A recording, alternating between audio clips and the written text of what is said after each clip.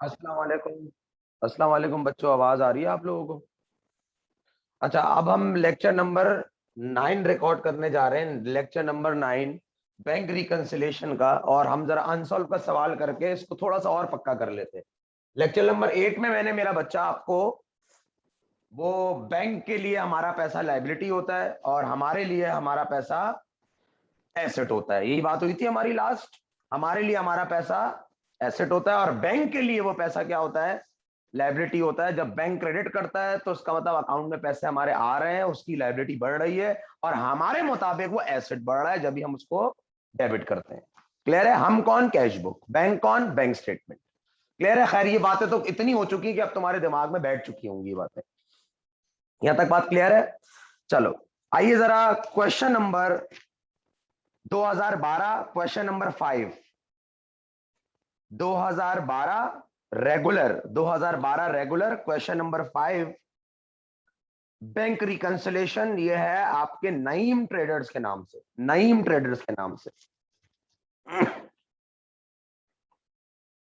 Naeem traders के नाम से। अच्छा, इसके बाद जो मैं लेक्चर भेजूंगा उसमें आपको एडजस्टिंग एंट्रीज का इंट्रोडक्शन होगा कि बैंक रिकंसिलेशन के चैप्टर में एडजस्टिंग एंट्रीज भी आती हैं। अच्छा, ये वो एडजस्टिंग एंट्रीज नहीं है जो आप समझ रहे हैं फाइनेंशियल स्टेटमेंट वाली। ये वो एडजस्टिंग एंट्रीज नहीं है कि प्रीपेड का रूल है तो एक्सपेंस का रूल है, नहीं। नॉर्मल जर्नल एंट्रीज की तरह है ये। नॉर्मल जर्नल एंट्रीज की तरह जो आप एडजस्ट करते हो बैंक रिकंसिलेशन में कैश और बैंक को, उसमें जो कैश बुक की एंट्रीज होती हैं, कैश बुक के ताल्लुक रखने वाली रिकंसाइलिंग आइटम्स होते हैं, सिर्फ उसकी हम एंट्री बनाते हैं। खैर, मैं अभी उस पर नहीं जा रहा क्योंकि वो मेरा नेक्स्ट लेक्चर है, लेक्चर नंबर 10 है वो। अभी मैं लेक्चर नंबर 9 रिकॉर्ड करने जा रहा हूं। तो आइए जरा पढ़ते हैं मेरा बच्चा।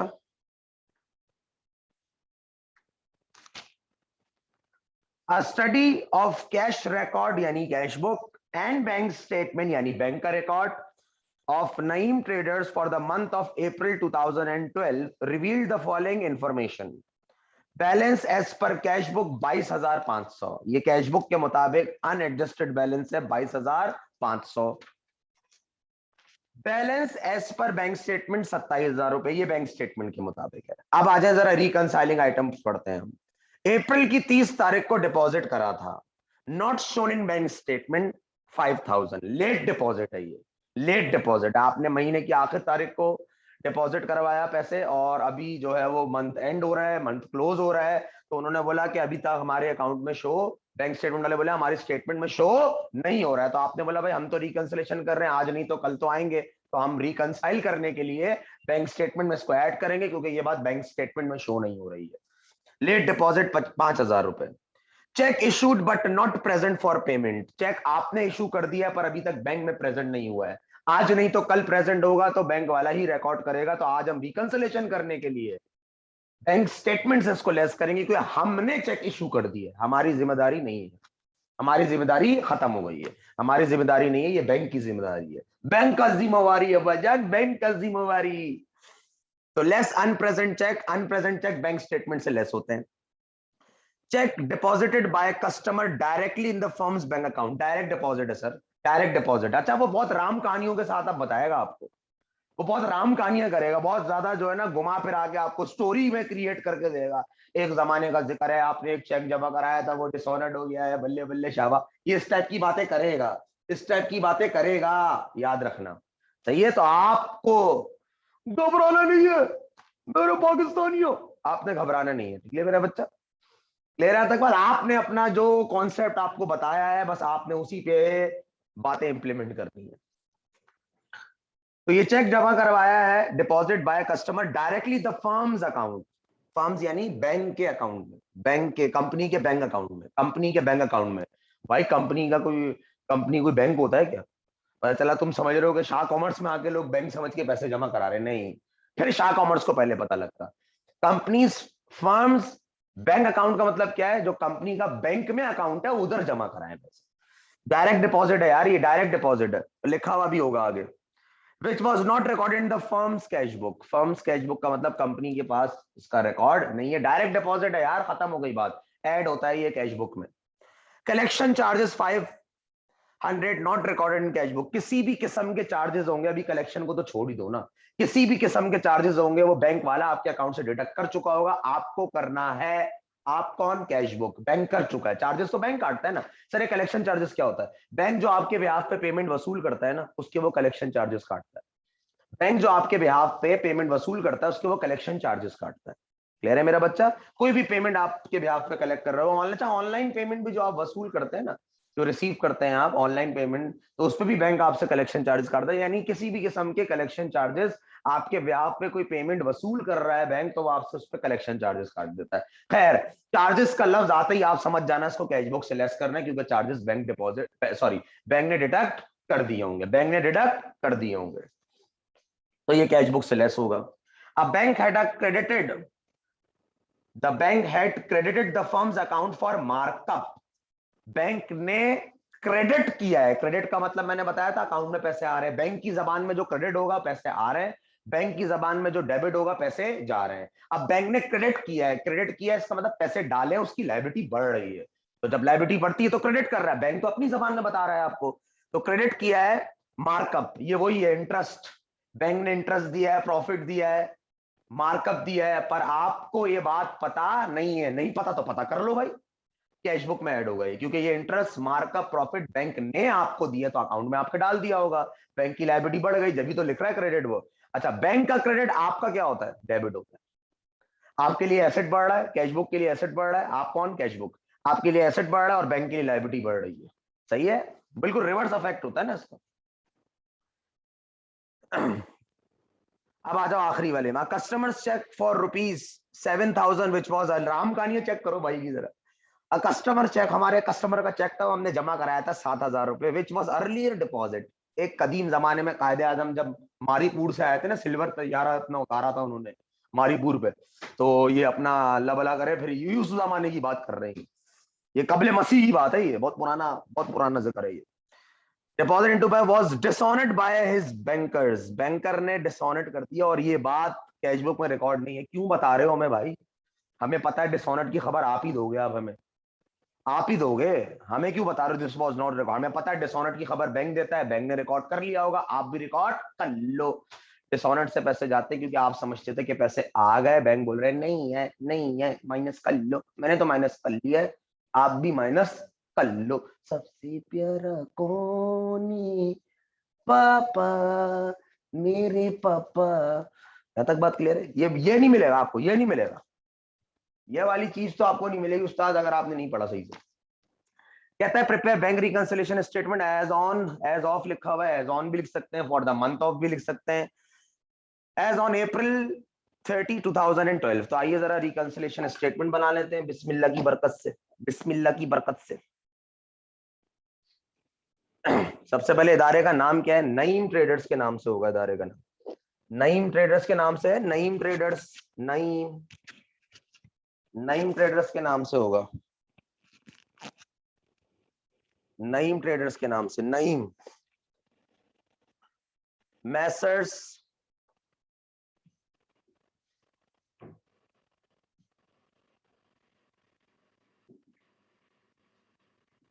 ट्रेडर्स बैंक रिकंसिलिएशन स्टेटमेंट में यहां पे वो लिख देता हूं, क्या कहते हैं, पेज नंबर, वरना फिर पता है क्या, पूरी वीडियो देखने के बाद क्या बोलते बच्चे, सर पेज नंबर कौन सा है, सर पेज नंबर बता दे, पेज नंबर। ये जो चीज होती है ना, नन्हे जो बन जाते हो ना, नन्हे, मैं मुझे सब नजर आ रहा है, मैं sorry, thank you, Rohit Mehra जो बन जाते हो ना तुमने, मैं थैंक यू, इधर देखो Rohit Mehra, as on, as on भी लिख सकते हो, फॉर द मंथ भी लिख सकते हो, एज ऑन April 30, 2000 एंड, क्या हिसाब चल रहा है उस्ताद, 2012। तो ये 2012 रेगुलर का क्वेश्चन है।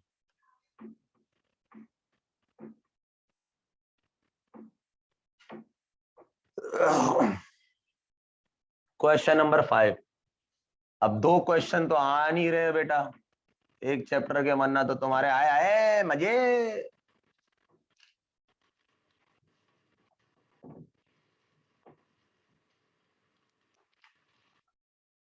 तो आइए जरा बैंक रिकंसिलेशन बना लेते हैं, statement, bank reconciliation statement.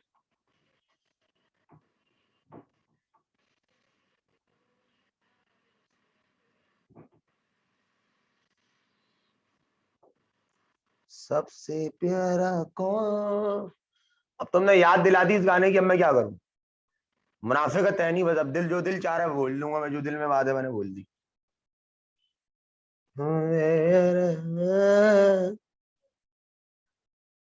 रिकंसिले reconciliation, ला ला ला ला ला ला।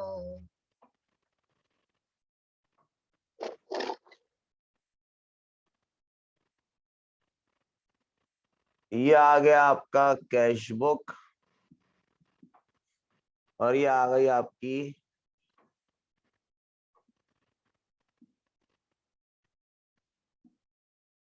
Bank statement. और ये आपका दास्ताने गम का कॉलम।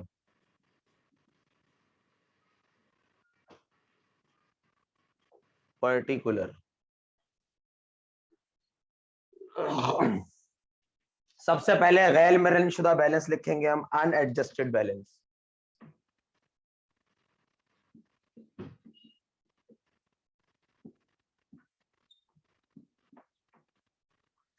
अनएडजस्टेड बैलेंस आपका है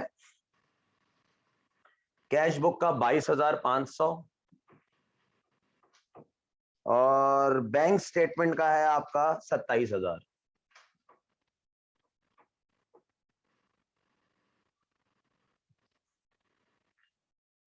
पहली ट्रांजैक्शन है, अब रिकंसाइलिंग आइटम है आपका लेट डिपॉजिट। 30 तारीख को आपने जमा करा, महीना का आखिर था, बैंक वाला बोल रहा है कि हमारे पास शो नहीं हो रहा, हम बाद में शो कर देंगे। भाई बाद में करो, कभी भी करो, आज हम रिकंसिलेशन बना रहे हैं, हम रिकंसिलेशन के वक्त तो अपने पास आज रिकॉर्ड करेंगे, क्योंकि ये हेडिक बैंक का है, हमारा नहीं है। एड लेट डिपॉजिट कितना,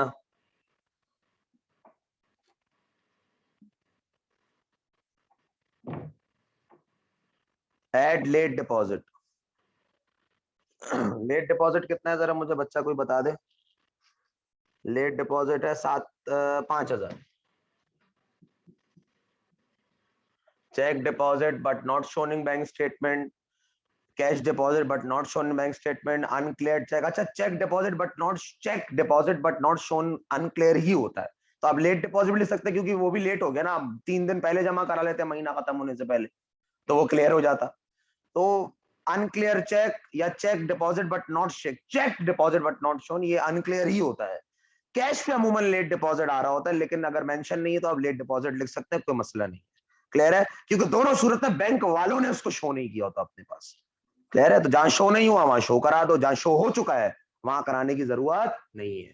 जब आपने चेक बैंक में जमा कराया होगा या कैश जमा कराया होगा आपने, तो कंपनी को तो पता होगा, तो कंपनी थोड़ी रिकॉर्ड करेगी, बैंक वाला रिकॉर्ड करेगा। 5,000, तो 27 और 5, ये हो गया 32,000, और ये आपका 22,500 एज इट इज आ गया। आगे बढ़ते हैं भाई, आगे बढ़ते हैं, आगे मतलब बढ़ते गए हमें लियाकत बात चलो, नहीं नहीं आगे मतलब ये नहीं है जानी, लेने वाली है भाई। Check issued but not present for payment, bank में अभी तक प्रेजेंट नहीं हुआ है, वो पाकिस्तान टूर पे निकल गया बेगम को लेकर, और नथिया गली को उसको ख्याल आया मुझे चेक भी प्रेजेंट करना था, मैंने तो बैंक में प्रेजेंट किया ही नहीं है, तो बैंक वाले को तो ये बात पता ही नहीं है, जिसको पता नहीं होती वो रिकॉर्ड करता है मेरा बच्चा। लेस अनप्रेजेंटेड, और ये बात मैंने आपको ना पता है क्या है, पानी में जैसे पानी में ये टैंक वैंक की तरह नहीं घोल के पिलाई थी ये बात। Unpresent cheque issued but not present, outstanding cheque, outstanding cheque यहां पर हम उसको लेस करते हैं बैंक स्टेटमेंट से। सही, आउट स्टेशन की बात नहीं कर रहा, आउट स्टेशन चेक तो बैंक स्टेटमेंट में ऐड होता है, आउट स्टेशन आउटस्टैंडिंग की बात करो, लेस होगा। Unpresent cheque issued but not present, outstanding cheque ये बैंक स्टेटमेंट से लेस होता है। लेस अनप्रेजेंटेड चेक्स, लेस कर दो भाई। कितना है ये, 7,000।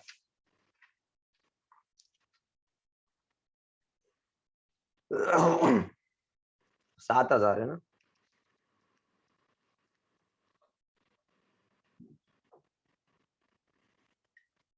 तो ये हो गया आपका 25,000 और ये 22,500 एज इट इज आ गया। चलो नेक्स्ट क्या है, कहता है cheque deposit by customer directly, बस डायरेक्टली लिख लिया तो डायरेक्ट डिपॉजिट। आगे पढ़ लिया करो, वो आप पे एहसान कर देता है कि ये किसने रिकॉर्ड नहीं किया, हमें पता है ये कंपनी ने रिकॉर्ड नहीं किया। जब डायरेक्टली कस्टमर ने डिपॉजिट कराया होगा तो बैंक को पहले पता होगा ना भाई, क्योंकि बैंक में आए होंगे पैसे। तो ये डायरेक्ट डिपॉजिट है, add direct deposit, cash book में ऐड होगा ये।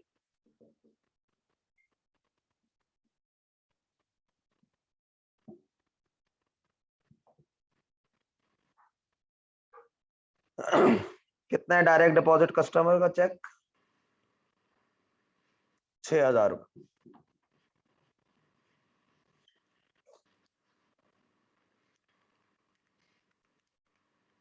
ये हो गया 28,500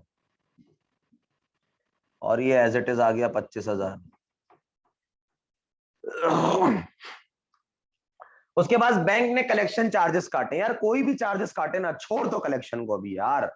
कोई भी चार्जेस बैंक काट रहा है तो उसका मतलब बैंक ने रिकॉर्ड कर लिया है, चार्जेस से आपका अकाउंट में पैसे कम होते हैं, बैंक ने तो माइनस कर लिया, आप भी माइनस कर ले। लेस कलेक्शन चार्जेस,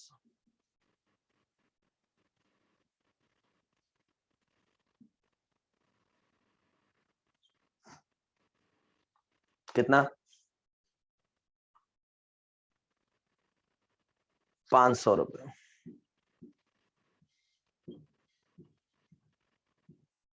ये 28,000 हो गया और ये हो गया। उसके बाद bank had credited the firms account for markup, bank ने इदारे के अकाउंट में मार्कअप के 4,000 रुपए डाल दिए जो कि कैश बुक में रिकॉर्ड नहीं है। भाई बैंक ने डाले, नहीं भी लिखा होता ना not record in cash book, तो हमें पता है जब बैंक ने डाले हैं, क्रेडिट मतलब बैंक ने डाले हैं अकाउंट में आपके। क्योंकि इससे पहले वाले लेक्चर में मैंने क्रेडिट डेबिट का पूरा कॉन्सेप्ट बता दिया था आपको।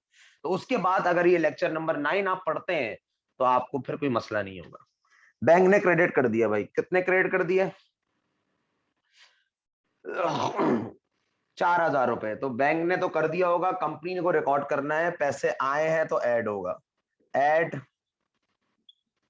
Markup credited by bank. Bank ने कर दिया है, आप भी कर लें।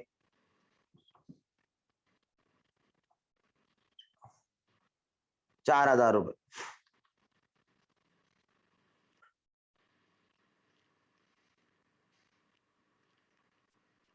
तो ये हो गया 32,000 और ये 25 ऐसी आ गया भाई। अब a customer check for 7,000 which was earlier deposited into bank was dishonored, बात ही खत्म। डिसऑनर्ड की खबर बैंक ने दी है कि पैसे नहीं आए हैं। डिसऑनर्ड की खबर, डिसऑनर्ड की खबर बैंक ने दी है कि पैसे नहीं आए हैं। डिसऑनर्ड की खबर बैंक ने दी है कि पैसे नहीं आए हैं। डिसऑनर्ड की खबर बैंक ने दी है कि पैसे नहीं आए हैं। डिसऑनर्ड की खबर बैंक ने दी है कि पैसे नहीं आए हैं। डिसऑनर्ड की खबर बैंक ने दी है कि पैसे नहीं आए हैं। तो जब बैंक ने दी है खबर तो उसका मतलब ये है कि आप भी अपने पास रिकॉर्ड कर लो, क्योंकि बैंक ने तो रिकॉर्ड कर लिया होगा। जो बता रहा होता है, जिसको पहले से पता लग चुका होता है, वो रिकॉर्ड कर चुका होता है। जिसको बाद में पता लगेगा या जिसको नहीं पता होता वो रिकॉर्ड करेगा। लेस चेक डिसऑनर्ड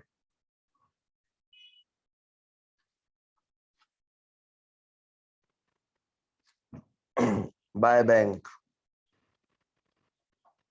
कितना, 7,000। माइनस करो, मस्त कलंदर झूलेलाल बैलेंस आ रहा होगा। ये भी आ गया 25 और ये भी 25 ऐसे ही आ गया। ये हो गया 25,000 से टैली। नीचे डबल डंडी मार दो,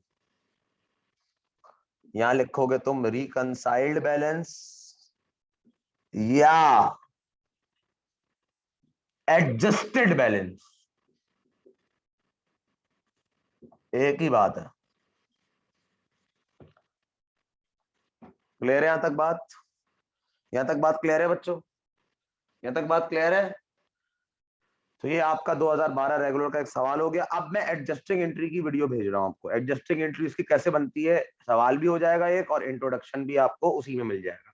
ठीक है मेरा बच्चा? अल्लाह हाफिज।